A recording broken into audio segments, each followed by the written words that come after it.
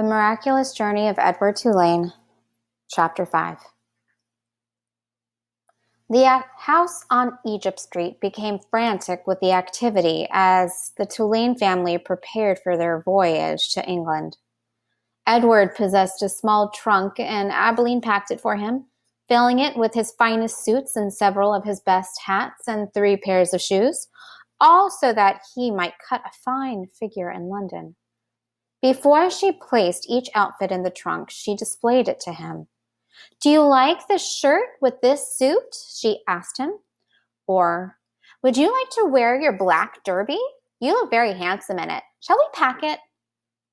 And then finally, on a bright Saturday morning in May, Edward and Abilene and Mr. and Mrs. Tulane were all on board the ship, standing at the railing. Pellegrina was at the dock.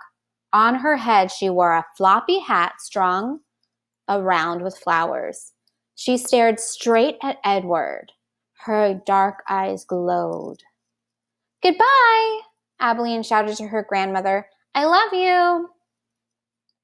The ship pulled away from the dock. Pellegrina waved to Abilene. "Goodbye, lady," she called. "Goodbye." Edward felt something damp in his ears. Abilene's tears, he supposed. He wished that she would not hold him so tight. To be clutched so fiercely often resulted in wrinkled clothing. Finally, all the people on land, including Pellegrina, disappeared. Edward, for one, was relieved to see the last of her. As was to be expected, Edward Tulane exacted much attention on board the ship. "What a singular rabbit," said an elderly lady with 3 strings of pearls wrapped around her neck. She bent down to look more closely at Edward. "Thank you," said Abilene. Several little girls on board gave Edward deep glances full of longing. They asked Abilene if they might hold him. "No," said Abilene. "I'm afraid that he's not the kind of rabbit who likes to be held by strangers." 2 young boys, brothers named Martin and Amos, took a particular interest in Edward. "What does he do?" Martin asked Abilene on their second day at sea. He pointed at Edward, who was sitting on the deck chair with his long legs stretched in front of him. "Well, he doesn't do anything," said Abilene. "Does he wind up somewhere?" asked Amos. "No," said Abilene, "he does not wind up." "What's the point of him then?" said Martin. "The point is that he is Edward," said Abilene. "That's not much of a point," said Amos. "It's not," agreed Martin. And then, after a long, thoughtful pause, he said, "I wouldn't let anybody dress me like that." "Me either," said Amos. "Do his clothes come off?" asked Martin.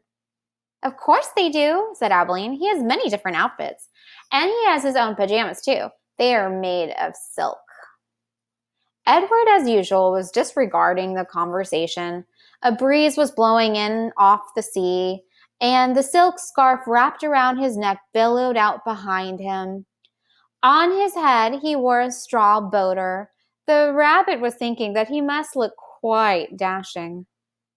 It came as a total surprise to him when he was grabbed off the deck chair, and first his scarf and then his jacket and pants were ripped from his body. He heard his pocket watch hit the deck of the ship, and then, held upside down, he watched the watch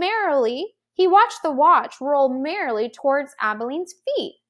"Look at him," said Martin. "He's even got underwear." He held Edward aloft so that Amos could see. "Take it off," shouted Amos. "No," screamed Abilene. Martin removed Edward's underwear.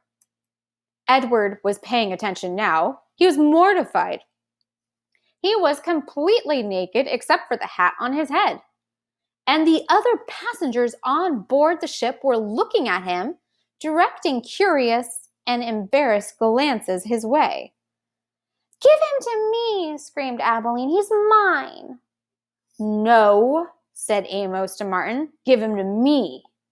He clapped his hands together and then held them open. "Toss him," he said.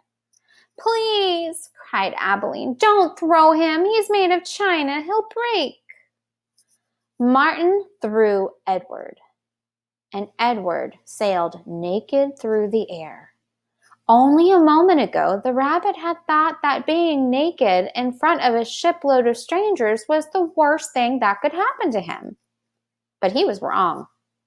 It was much worse being tossed in the same naked state from the hands of one grubby, laughing boy to another. Amos caught Edward and held him up, displaying him triumphantly. "Throw him back," called Martin. Amos raised his arm, but just as he was getting ready to throw Edward, Abilene tackled him, shoving her head into his stomach and upsetting the boy's aim. So it was that Edward did not go flying back into the dirty hands of Martin.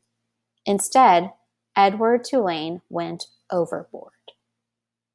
And that is chapter 5 of The Miraculous Journey of Edward Tulane.